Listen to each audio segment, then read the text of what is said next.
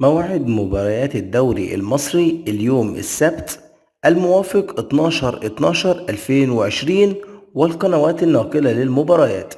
بعد إذن حضرتك في بداية الفيديو اشترك في القناة وفعل جرس الإشعارات لو عايز يوصلك مزيد من مواعيد المباريات، وما تنساش تعمل لنا لايك للفيديو كدعم لينا عشان احنا بنتعب في عمل الفيديو عشان حضرتك تستفيد.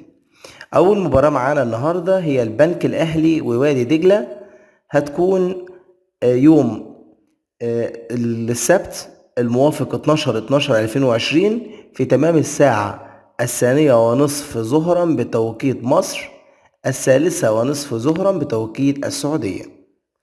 المباراة التانية معانا النهاردة هي مباراة بيراميدز أو الأهرام ضد الاتحاد السكندري، هتكون برضو في نفس الميعاد السبت 12/12/2020 في تمام الساعة 5 مساء بتوقيت مصر، 6 بتوقيت السعودية.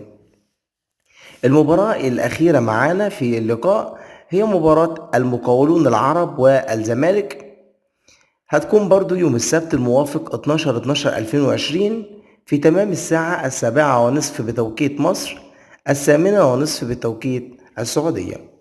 وكل القنوات كل المباريات دي كلها هتكون مذاعة على قناة اون تايم سبورت على نايل سات. ما تنسوش تعملوا لنا لايك للفيديو عشان نستمر في نشر المزيد من الفيديوهات، وتشترك في القناة لو انت حابب يوصلك كل مواعيد المباريات، وما تنساش تكتب لنا كومنت توقع فيه نتيجة مباراة الزمالك والمقاولون العرب. وإلى اللقاء في فيديو آخر.